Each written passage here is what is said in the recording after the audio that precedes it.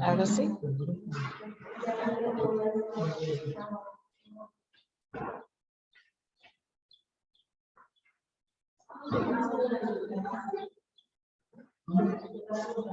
No, ya no voy a decirles que ya vamos a comenzar.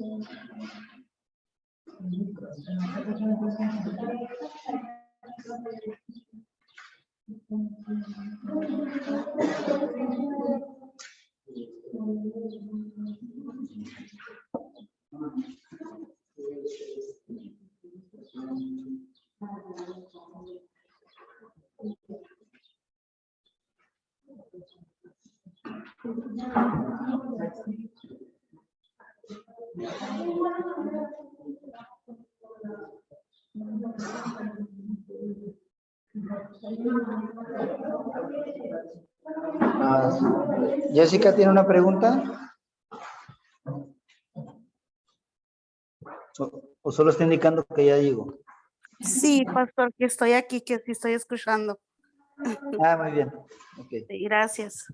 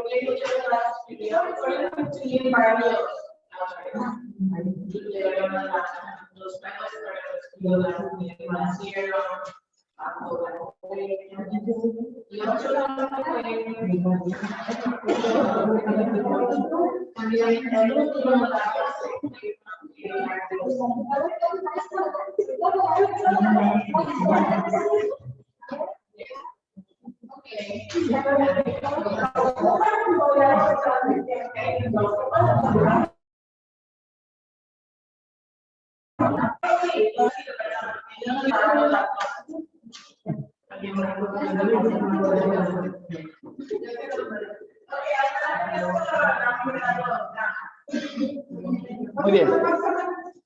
Aquí ya.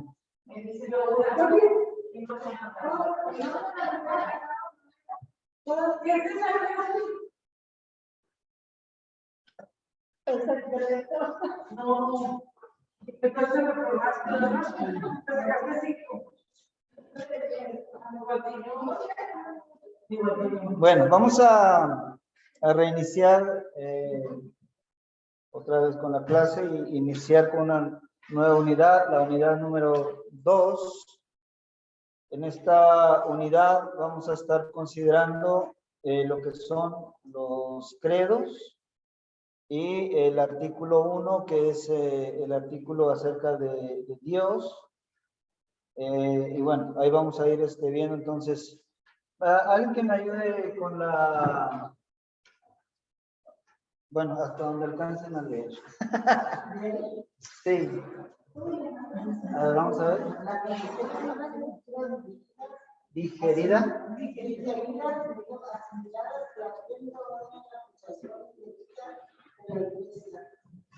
Muy bien. No sé por qué sale así, pero bueno. Esperemos que los siguientes ya sea mejor. Las confesiones entonces son la escritura digerida, asimilada y latiendo en las pulsaciones de la vida de la iglesia. Este es un comentario de doctor Teodoro Manuel Mao en uno de sus escritos sobre el principio confesional y las confesiones luteranas. En este sentido, el término de lo que ustedes acaban de aprender hace un momento es, ¿qué es en este caso concordia? Que es en el libro de concordia, ¿qué significa la palabra? ¿Me vieron hace un momento?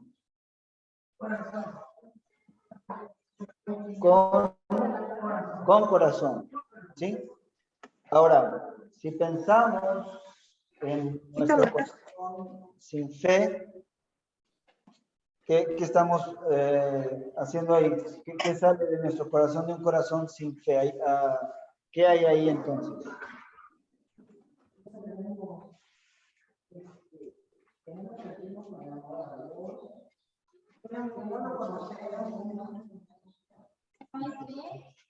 Fe es el corazón natural con el que nacemos, totalmente inclinado hacia el pecado, muerto espiritualmente.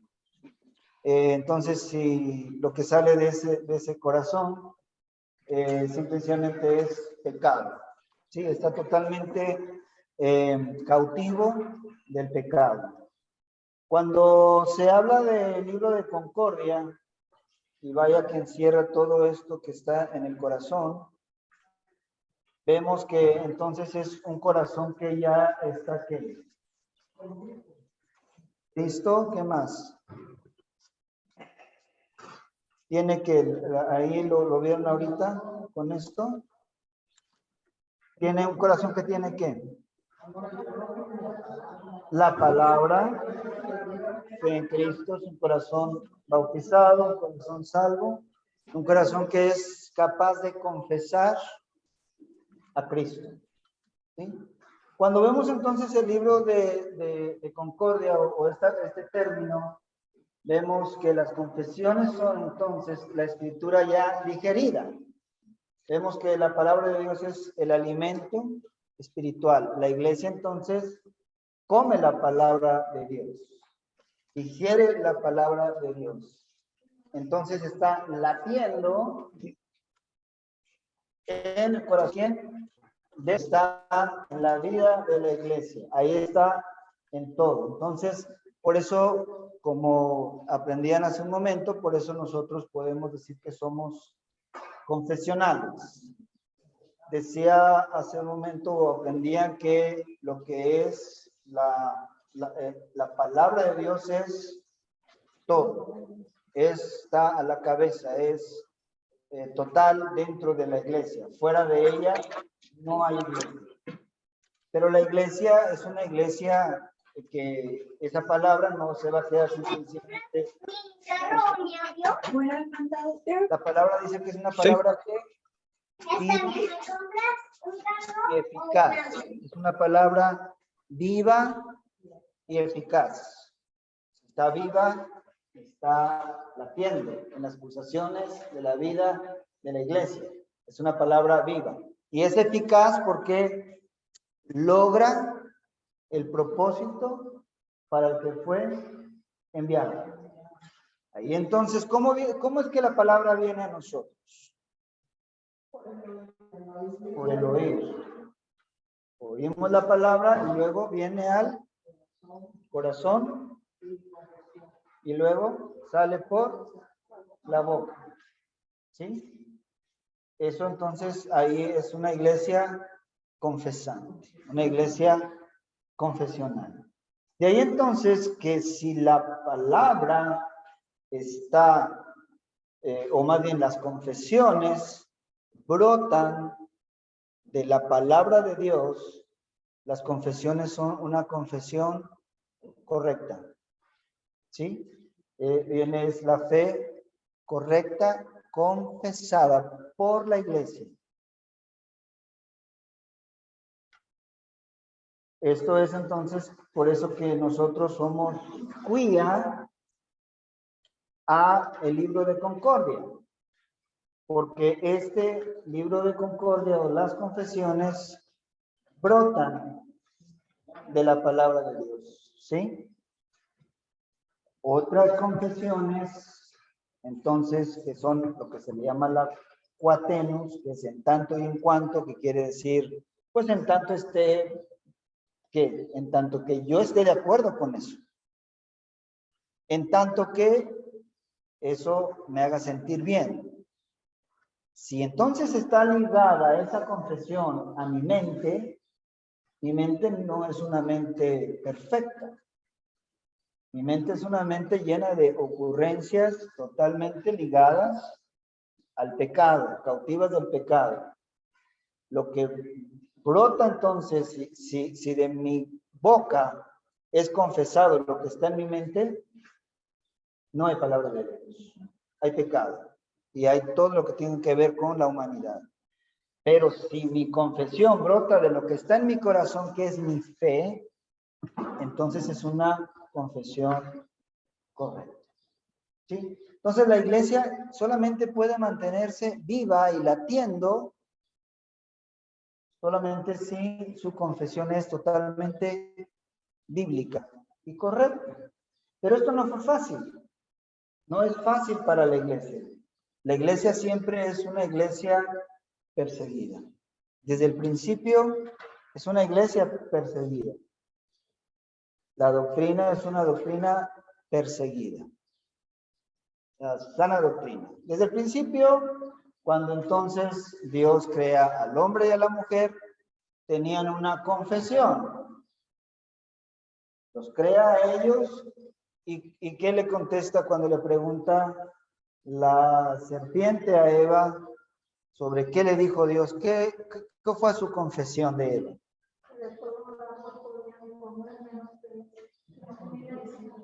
Del árbol de la ciencia del bien y del mal, porque el día que coman,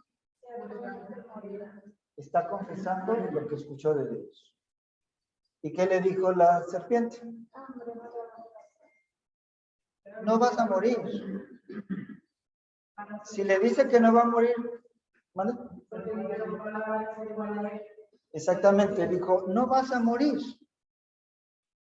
¿Qué está haciendo? ¿Dónde está colocando a Dios? ¿Como un Dios qué? Mentiroso. ¿Eso te dijo Dios? No vas a morir. Note entonces que lo que escuchó Eva y Adán de Dios, lo estaban confesando. Si como de esto, voy a morir.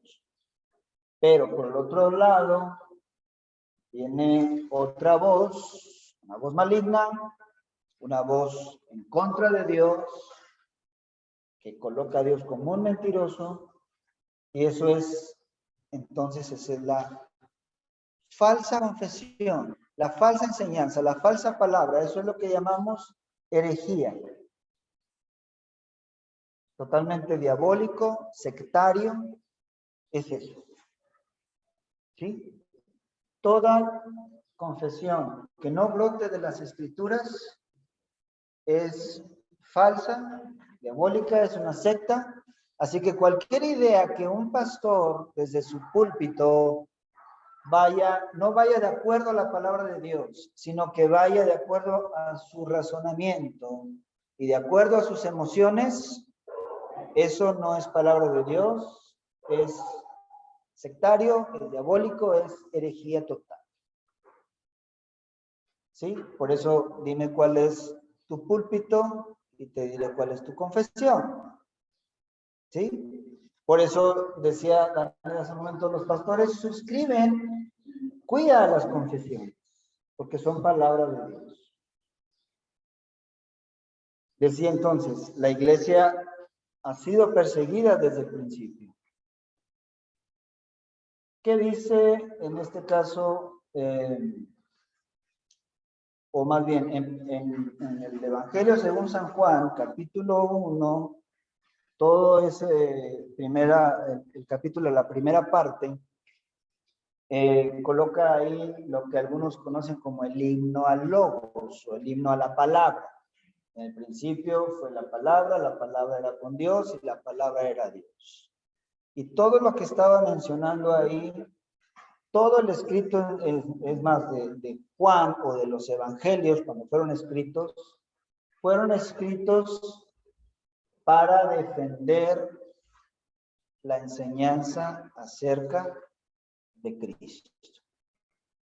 Porque inmediatamente que Cristo resucita y va a la diestra del Padre, comienza la iglesia a ser perseguida porque confesaban al resucitado. Y entonces comenzaron varias falsas enseñanzas en contra de lo que predicaban los apóstoles y la iglesia apostólica. Y hubo uno que se llamaba Cerinto, un falso profeta, que decía que Dios no había venido en carne. A este movimiento se le llamó gnosticismo, o es un movimiento gnóstico, porque el gnosticismo es algo que enseña acerca de la sabiduría o del espíritu. Y en este caso, él decía, no, es que Dios no pudo venir en carne, porque la carne es mala. ¿Cómo va a venir en carne? ¿Cómo Dios va a tomar carne humana si la carne es mala? No, Dios cuando vino, o Cristo más bien cuando vino en espíritu. Él no vino en carne. Y enseñaba que había venido en espíritu. Si enseñas esto, entonces estás diciendo que Cristo no era hombre, por lo tanto no murió. Note entonces, cuando tú manoseas la palabra de Dios y colocas tus ocurrencias, echas por la borda la verdad y una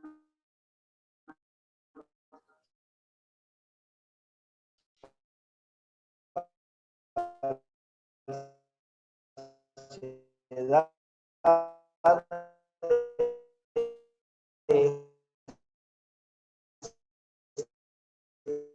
le quita a la iglesia la seguridad de que no hay redención para mí. Y todo lo que viene entonces de la carta, enseñar, y todo el tiempo los apóstoles tenían a Cristo en su boca.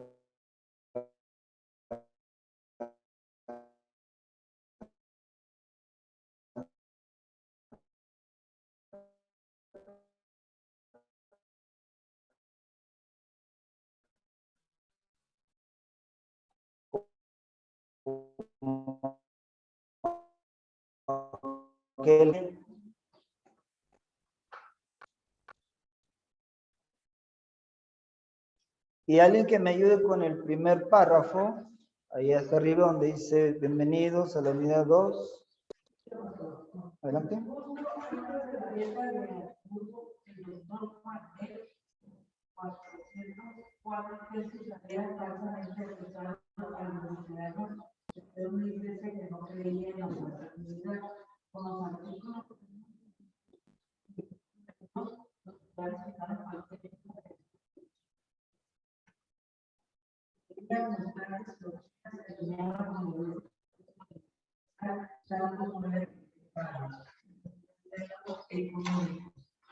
medida que aprendamos más acerca de nuestra relación, aprenderemos el artículo fundador entre Dios y nosotros. Muy bien.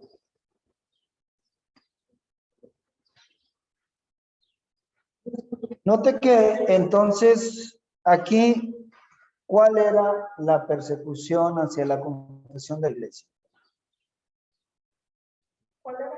La persecución que se hacía a la confesión de la iglesia. ¿Qué doctrina estaba puesta en juego ahí?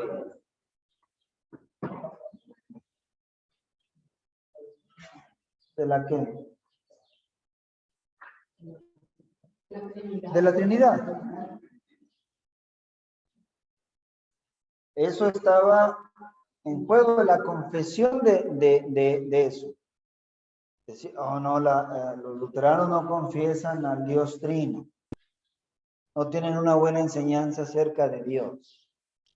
Esto entonces ponía en juego muchas cosas, no solamente a la persona de Cristo, sino también quién era el Padre y sobre el Espíritu Santo. Cuando es tela de juicio, todas las doctrinas y la vida de la iglesia latiendo bajo esta enseñanza está totalmente en juego. Por eso entonces, a partir de la persecución de esto, comenzaron a crearse lo que conocemos como credos. Los credos no tenían dos, en este caso, razones de ser. Una era dogmática, enseñanza, especialmente acerca de cada una de las personas de la Trinidad, de que Dios es que un solo Dios, lo que nosotros conocemos como lo más básico, así decir, como cuando decimos algo, oye, ¿y qué es Dios? ¿Cuál es el que era este Dios trino del que tú hablas? ¿Qué es? ¿Quién decimos? Un Dios en tres personas. Esto entonces clarifica que no son tres dioses, como algunos también pretendían que así fuese. O acerca de, por ejemplo, ustedes vieron hace rato de los testigos de Jehová, que vamos a ver, vamos a ver sus raíces más atrás, o no tanto sus raíces, pero las mismas confesiones de los llamados arrianos. El arrianismo, al contrario de lo que es, en este caso, el gnosticismo de Cerinto, no decían, no fue carne, sino era el espíritu. Este decía, no. Más bien decía, no, Cristo no era Dios. El Hijo o Cristo no era Dios, sino llegó a ser Dios. Ustedes van a una Biblia de los testigos de Jehová, cuando en Filipenses 4, donde habla acerca de que Dios dice que llegó a ser Dios. O en Juan 1 también dice que era un Dios. El verbo era con Dios y el verbo era un Dios. Y le ponen con D minúsculo. Esto es la enseñanza arriana o de los testigos de Jehová. ¿Sí? Que no era Dios. Y ahí entonces, nuevamente, salen varios personajes a escena para poder defender la doctrina acerca de Dios. Y vamos a ver entonces la primera parte donde dice los tres credos ecuménicos, que me ayuden con la lectura de ese párrafo. La primera confesión de la fe del Padre de la Iglesia eran los tres credos ecuménicos. Primero, el credo apostólico.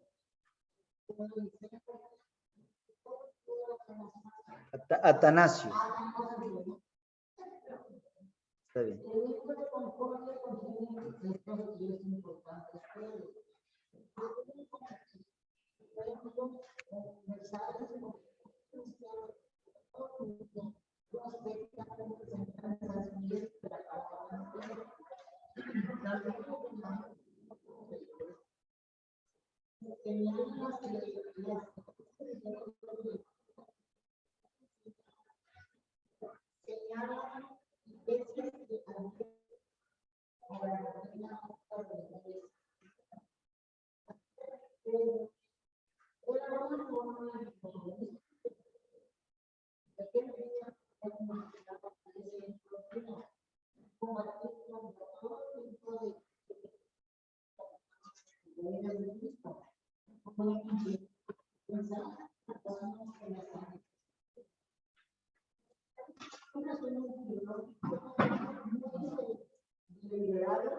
realizado por los padres de la iglesia, que tienen el fin de contrastar la verdad de Cristo como las escrituras y los cristianos hebreos.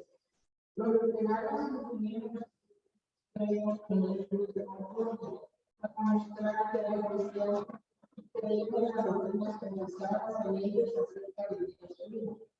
Los luteranos dieron testimonio al mundo que ellos no eran como los otros grupos de herejes, que no creían en la Santa Trinidad, y los luteranos tenían la misma base teológica que la Iglesia Católica Romana.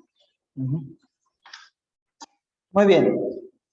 Como bien se dijo, en este caso, la Iglesia Católica Romana, de hecho, confiesa, tiene los credos. Por eso también podemos decir que somos la Iglesia no romana, pero sí Iglesia Católica. ¿Qué significa católico? Universal, la Iglesia la Iglesia de todos los tiempos. Por eso nunca fue la pretensión de Lutero decir, voy a hacer una nueva iglesia, sino por eso se le llamó reforma, es reformar a la iglesia y en cantidad de doctrinas que vamos a ir viendo conforme durante lo que es el curso. Pero no había problema con la doctrina de la Trinidad, en este caso. Obviamente, Juanek, cuando sale con su herejía diciendo ciertas cosas acerca de lo que es o hablando mal de la confesión de la Iglesia Luterana, tergiversaba estas cuestiones en cuanto a la enseñanza acerca de Dios. Y decían que teníamos una mala concepción o una mala enseñanza acerca de Dios. Pero obviamente no fue así. Por eso los credos están colocados inmediatamente al principio de nuestro libro de Concordia, ya que son cabeza de todo. Y van a ir ustedes notando cómo en lo que son los artículos de la confesión hay mucho de los credos ahí colocados, especialmente en este primer artículo que es el artículo 1 acerca de Dios. Bien, avanzamos entonces en la lectura sobre el credo apostólico. Vamos a ver entonces empezando con el primer, el credo. A quien le guste leer, contame con el recuadro. El credo apostólico fue de los primeros credos utilizados para la organización práctica de la Iglesia en el área eclesiástica, especialmente para la oración, en el área eclesiástica, para la instrucción catequética de los que querían ser admitidos en la Iglesia. El credo apostólico llegó a ser tanto una señal como también una autoridad, una declaración de fe tanto individual como también de comunidad. Hoy se usa mucho por ser sencillo y confiesa a Cristo como hombre. Entonces ahí vamos a ver, la lectura, bueno, no lo tengo en pantalla, pero ustedes lo tienen ahí, lo estoy poniendo acá en la pantalla para los que están a distancia, pero en el credo entonces vamos a confesarlo ahora mismo. Creo, Dios Padre Todopoderoso, Creador del cielo y de la tierra, en Jesucristo, su único Hijo, nuestro Señor, que fue concebido por obra del Espíritu Santo, nació de la Virgen María, padeció bajo el poder de Poncio Pilato, fue crucificado, muerto y sepultado. Descendió a los infiernos. Subió a los cielos y está sentado en la derecha de Dios. Por lo tanto,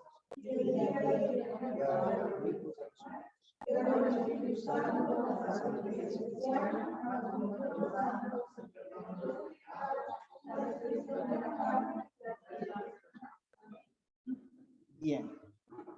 ¿Conocido? Tenemos ahí que confiesa el Padre, confiesa el Hijo, confiesa el Espíritu Santo. Crearlo como una defensa de la fe verdadera, y esta defensa de fe verdadera y esta enseñanza dogmática acerca de una manera sencilla que podemos tener también como cristianos de enseñar quién es el Padre. Por ejemplo, van a las escuelas y inmediatamente de una manera sencilla, cuando se habla, creo en Dios Padre Todopoderoso, Creador del cielo y de la tierra, ¿qué tenemos ahí? ¿Contra qué enseñanza de la escuela primaria va esta confesión? La evolución de Darwin. Y ahí tenemos ya nosotros decimos, no, bueno, que está bien, quédate con Darwin. Si tú dices que descendiste el cucaracho, la verdad es que Dios a mí me creó. Dios creó el cielo y la tierra. Un pequeño párrafo de la iglesia que confiesa la verdad de Dios acerca de la persona del Hijo de Jesucristo, aquel que dice que era espíritu. Eso no está bien, es incorrecto, es una falsa enseñanza. Yo confieso que es el Hijo de Dios, que fue concebido, y cuando habla de una concepción por obra del Espíritu Santo, que nació de la Virgen María, o sea que fue hecho hombre realmente, es 100% Dios y 100% hombre. No es 50% Dios y 50% humano. Es 100% Dios y 100% hombre. Y no solamente es eso, sino que por causa de eso vino, nació, fue a la cruz, murió, resucitó y al tercer día, y todo lo que confesamos acerca de, por eso cuando ustedes estudiaron el catecismo, este segundo artículo es el artículo de la redención, porque no solamente es el artículo de Cristo, no, de la redención, porque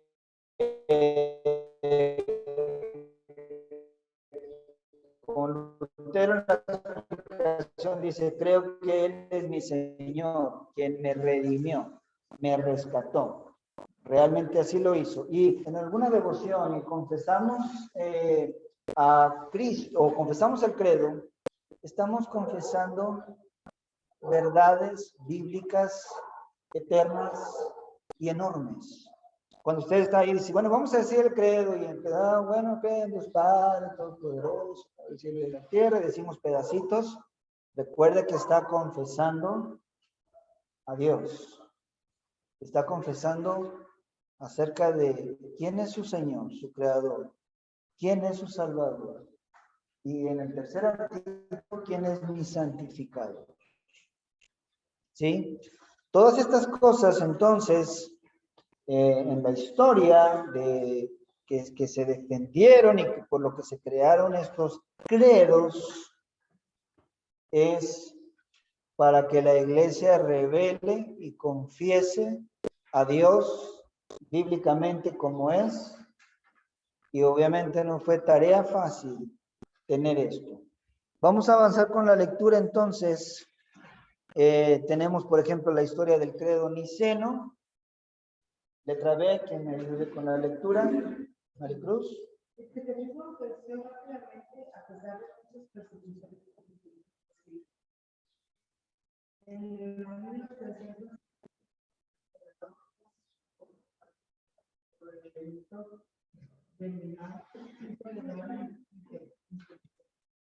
la iglesia siguió creciendo y con eso existió la necesidad de lanzar la enseñanza de la doctrina. comienza con contestar la pregunta, ¿quién es Dios? Para este tiempo había muchas dudas e ideas diferentes sobre la divina revelación. ¿Cómo puede haber un solo Dios? ¿Sí? Había un pueblo de que llamaba a que tenía pasos en los campos. Ella que Dios es Padre único, que es eterno, no tiene principio y no puede llegar. Es como Dios, claro con Dios, con atributos divinos, pero no era Dios. Esto lo ponía en el peligro se basa en la iglesia sobre sus fundamentos. El credo del seno no tuvo como respuesta a la herejía arriana, aunque el obispo de Alejandría es como igual a él seguía sus creencias. Entonces, en el primer concilio médico en Nicea, en el año 325, para tratar este asunto, entre otros. Era necesario declarar la verdad bíblica acerca de la salvación.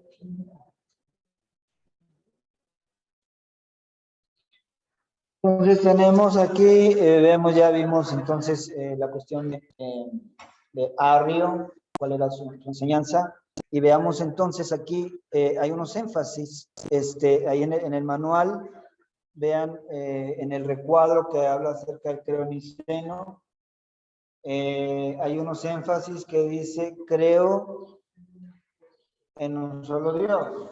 Sí, ahora, vemos, dice ahí que es él decía que el Padre era Dios. Y confesaba, bueno, sí, el Padre es Dios.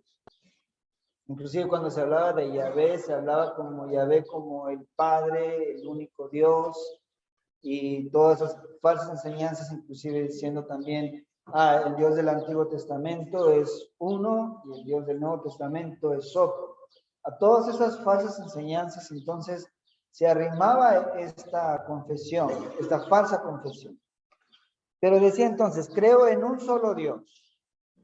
¿Sí? Y luego el siguiente énfasis abajo, ¿qué dice? Creo en un solo Señor Jesucristo. Un solo Señor. Cuando se habla Señor, se dice, habla del Señor. En este caso, en el Antiguo Testamento, no sé si han escuchado la palabra Adonai. La palabra Adonai es muy común en el Antiguo Testamento para del Señor, que es Dios.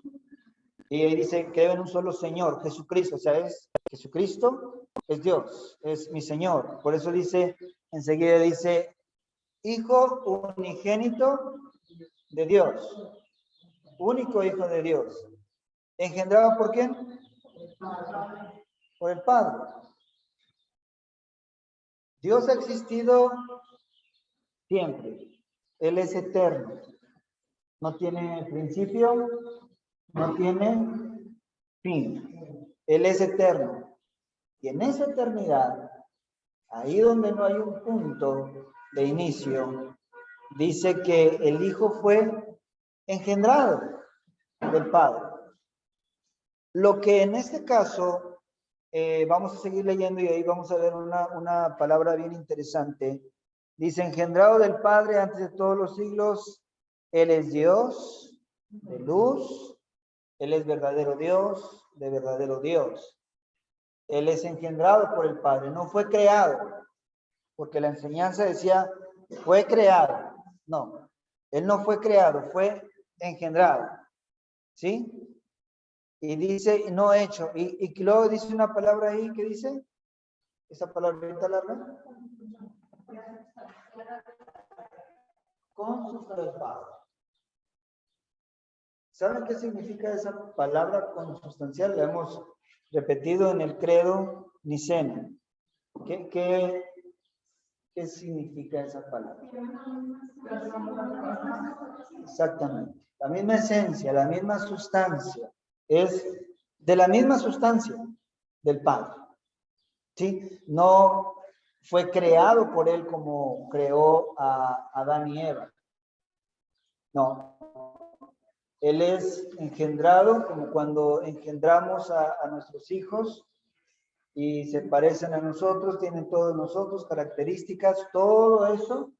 De la misma manera, engendrado por Dios es de la misma sustancia. De hecho, esta palabra de la misma sustancia, la defensa de los padres de la iglesia. Cuando hablamos de los padres de la iglesia, hablamos de aquellos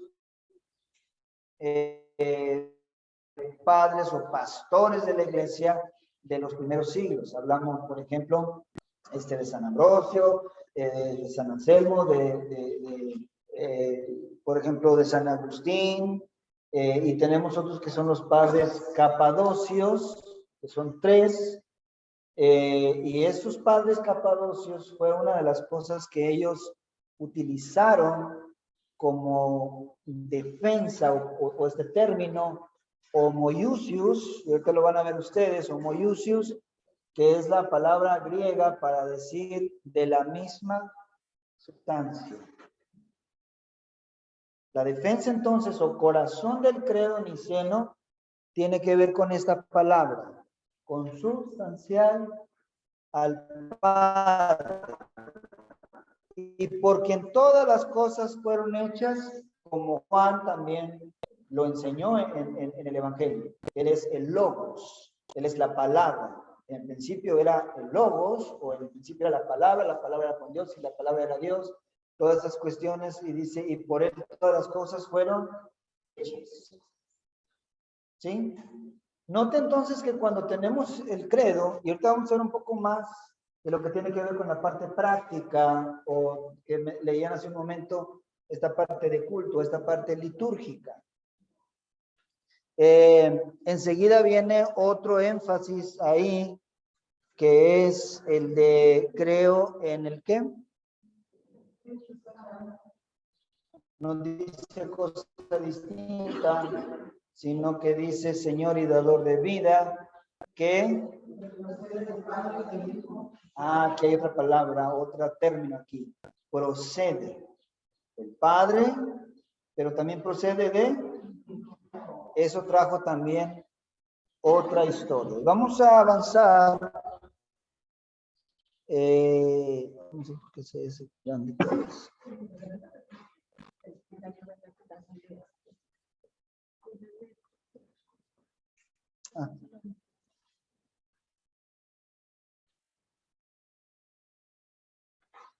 Vamos a avanzar un poco más aquí. Ahorita les digo en qué.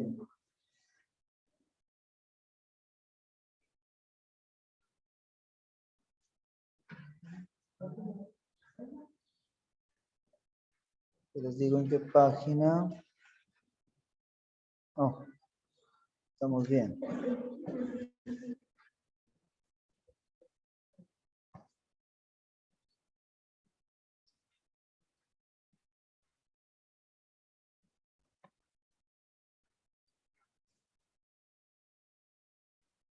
En la página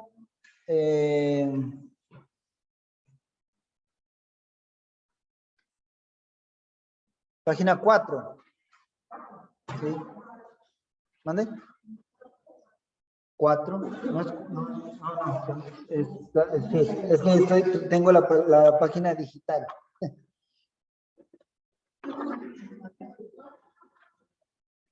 Página 24, donde dice y procede del Padre. Ajá, ahí, alguien que me ayude a leer ese párrafo. Vamos a leer todo ese párrafito con los textos también.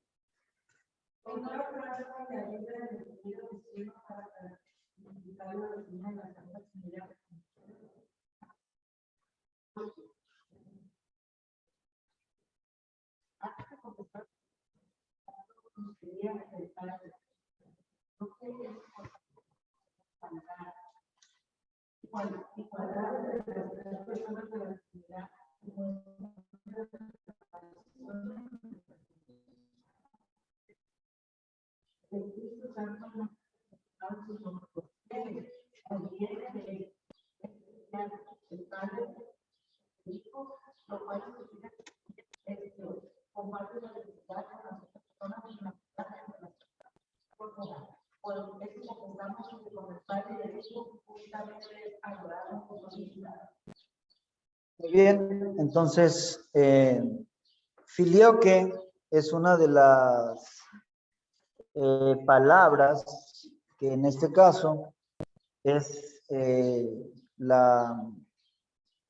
el latín filis, es hijo, que es y del hijo. La frase es y del hijo, ¿sí? Eso trajo en este caso problemas porque los occidentales, la iglesia occidental confiesa esto y agrega esto a sus credos.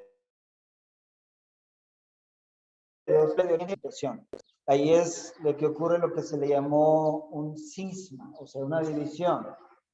Note que cuando hay problema con eso, decía, ustedes aprendían hace un momento que esta cuestión de una confesión diferente, de una distinta confesión, eso no trae unidad.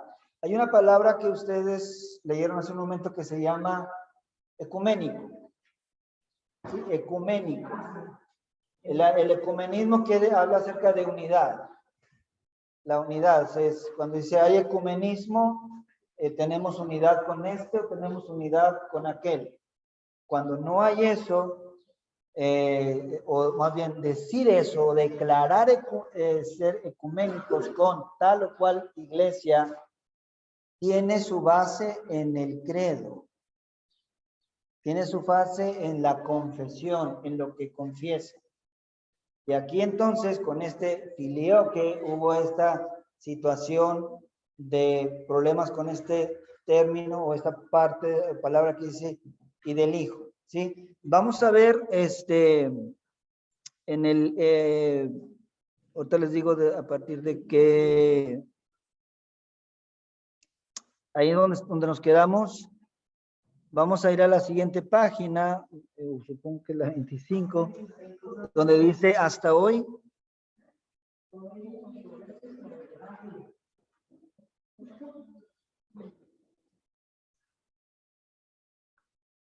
¿Quién guste? La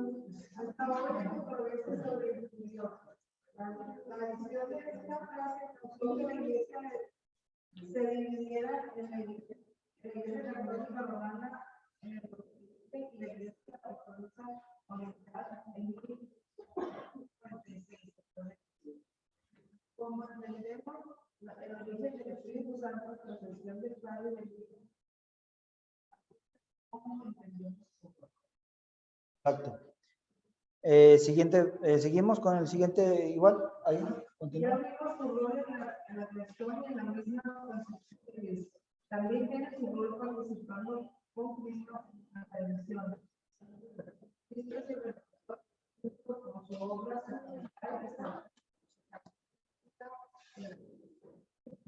El Espíritu Santo descendió a Cristo la forma de una paloma en el bautismo de Jesús. Hebreos 9:14 nos dice: ¿cuánto más la sangre de Cristo, el cual mediante el Espíritu Eterno se ofreció a sí mismo sin mancha a Dios? Esperamos las noticias de obras muertas para que sirváis al Dios vivo, que muestra que Cristo no actuó aparte del Padre y el Espíritu, sino son tres personas juntas, quienes obran juntos para efectuar la voluntad de Dios. Y esto es que están salvos. Exacto. Bueno, quería que viéramos esa, porque obviamente cuando no confesamos de esta manera, cuando no confesamos que el Espíritu Santo procede del Hijo, de la misma manera no estamos confesando lo que la Biblia dice. Si tenemos problemas con eso, tenemos problema con las Escrituras. Si tenemos problema con las Escrituras, tenemos problema con nuestra salvación y del modo en el que nosotros recibimos la fe. Entonces, en los textos anteriores, díganme uno de esos, léanlos y díganme hay una evidencia bien clarita del filioque, de este y del hijo. En la página anterior donde dice Juan 15:26, Juan 14:16.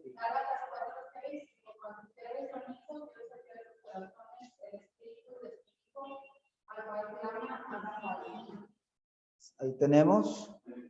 Note Juan 20:22. ¿Qué dice ahí? ¿De quién habla y qué hizo?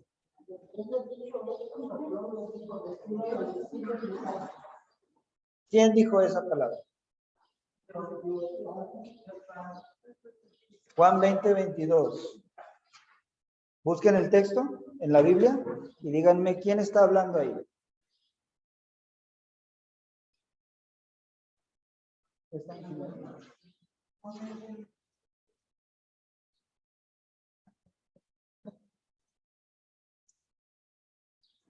Aquí, de repente, puedes terminar ahí.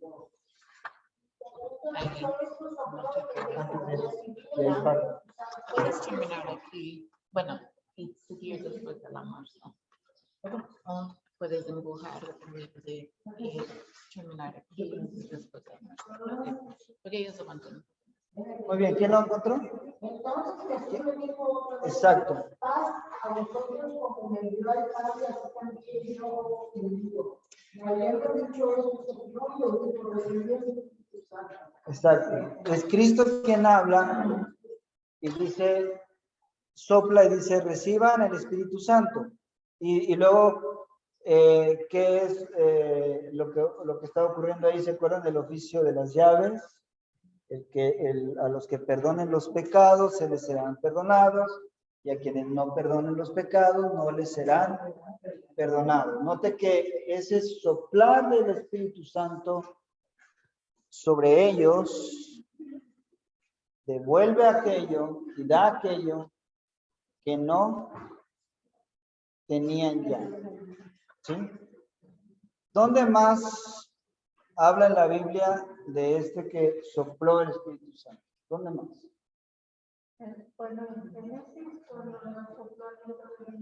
En el hombre. Dice que creó al hombre, lo formó y sopló en él aliento de vida. El Espíritu Santo procede del Padre y procede, esa es nuestra confesión, ¿sí? Y tiene que ver también con nuestra salvación.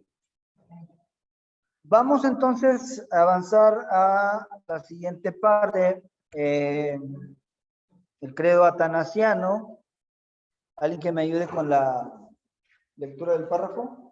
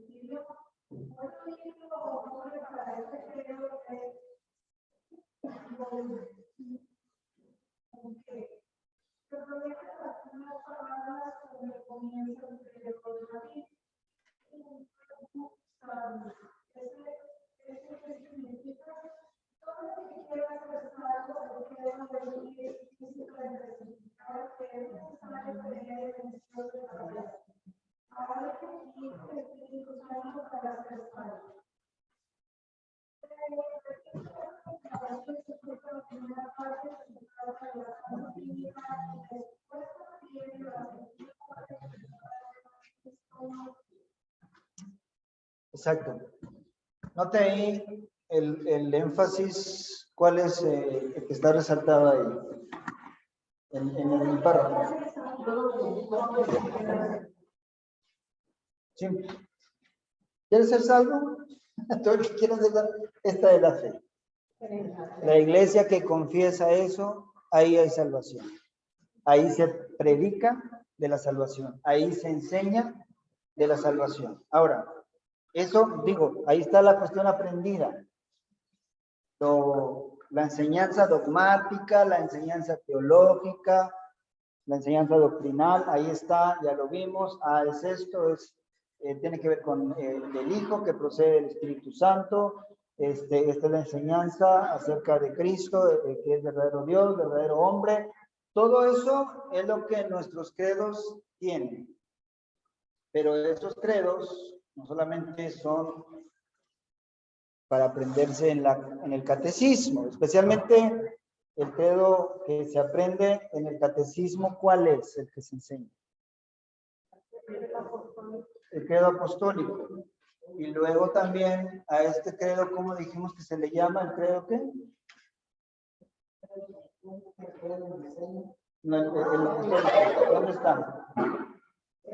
¿Dónde está? ¿Cuándo qué? Cuando se echa el bebé así agüita. Bautismal. Bueno, lo puedo contestar cuando me estoy bañando. Y está bien, porque Lutero en una ocasión dijo, cuando te laves tu cara, recuerda tu bautismo. ¿Sí? Y el que no se lava la cara, no se va a poder acordar. Pero bueno, tenemos entonces que es también el credo bautismal, se enseña entonces en el catecismo, porque cuando aprenden el catecismo y hacen su confirmación, como va a ver el domingo, la confirmación es una confirmación de fe bautismal, ¿sí? Especialmente porque es un credo muy sencillo y se puede enseñar. Pero, ¿en qué otra parte también? Ese credo, ambos, el apostólico y el credo niceno, bueno, los tres credos, pero el credo, ¿cuándo es que se dice el credo atanasiano?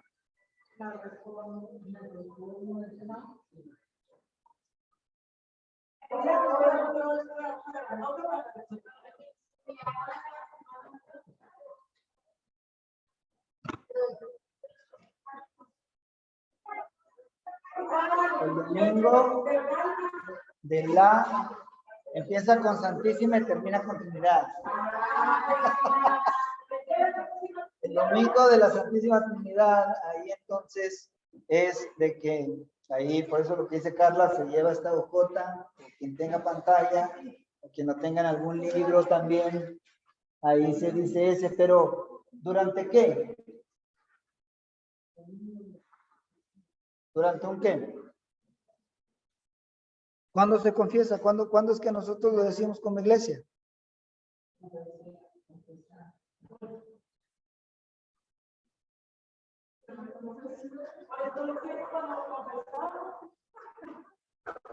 Eso es muy bueno.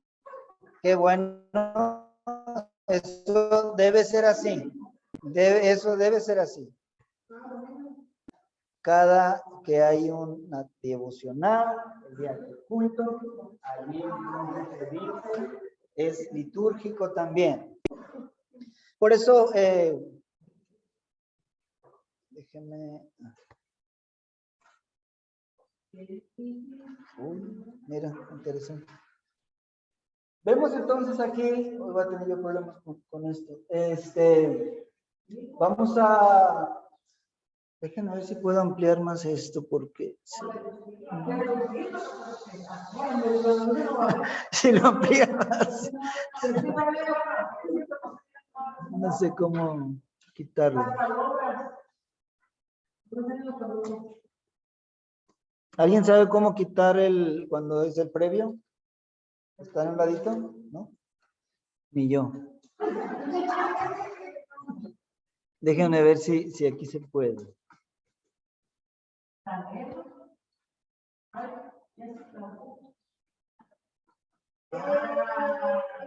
Ahí está. ¿Está bien? No, está bien. Mientras, o sea, lo que quiero es que lo quiero es que lo lean. Alguien que me ayude ahí.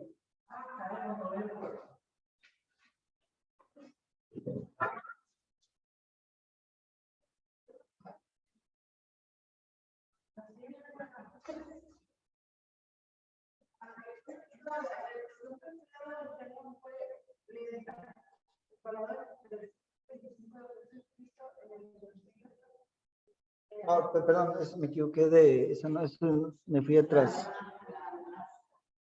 Sí. Me equivoqué. ¿Verdad?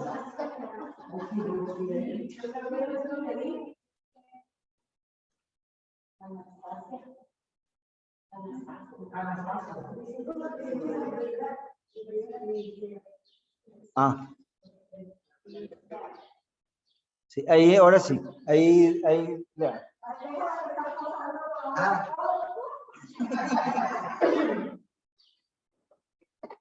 Ahora sí.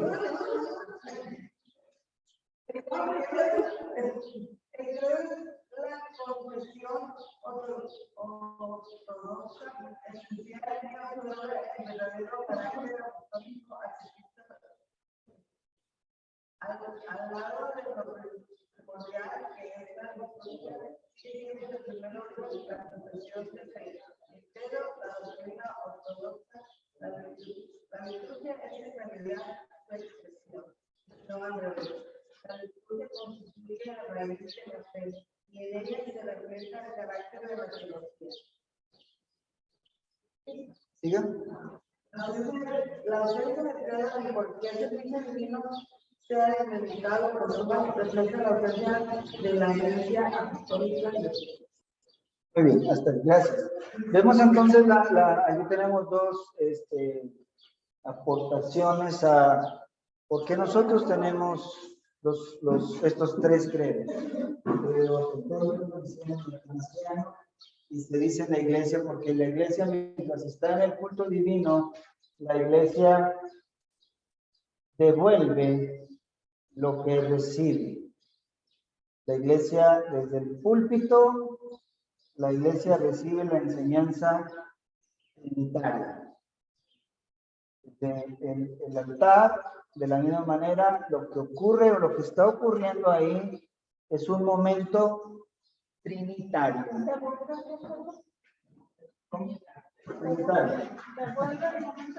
Trinitario. Y cuando estás ahí en la pila bautismal, te bautiza en nombre del Padre, del Hijo y del Espíritu Santo. ¿Cómo comienza todo servicio divino o toda devoción?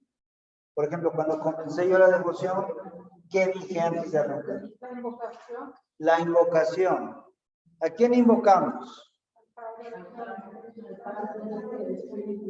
Entonces tenemos que la vida, por eso decía que nuestras confesiones son aquello que late en la iglesia, ese que mantiene viva y latiendo a la iglesia, porque fuimos bautizados en el nombre de ¿quién?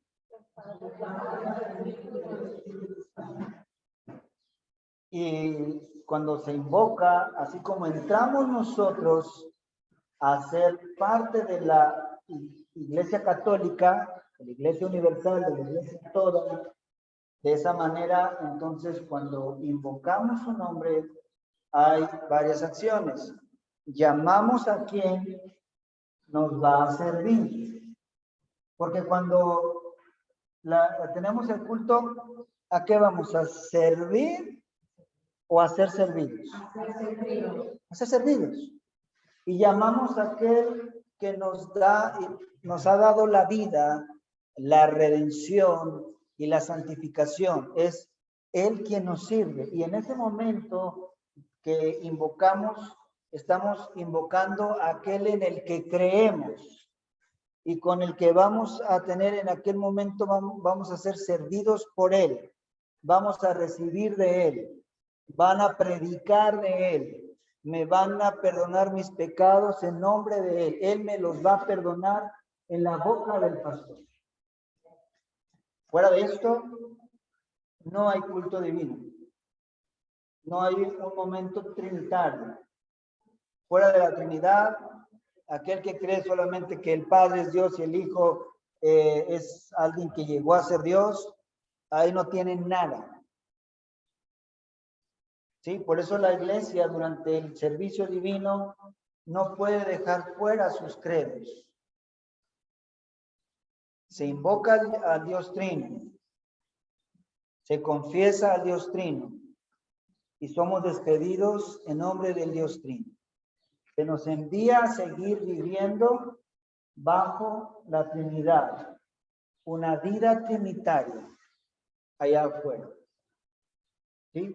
Todo lo que ocurre en la iglesia está bajo estos términos y bajo estas acciones. Estamos bajo Dios, estamos en Dios. ¿Sí? Bien, por eso es así. Hasta aquí entonces quedamos.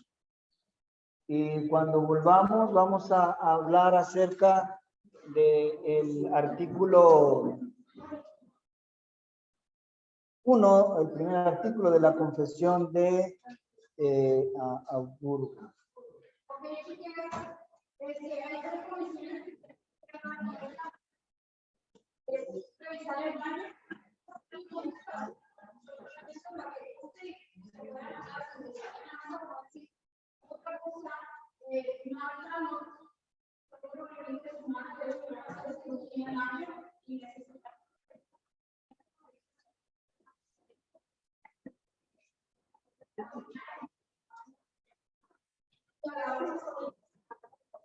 Muy bien, hermanos, a distancia, vamos a tomar un break y ahí volvemos.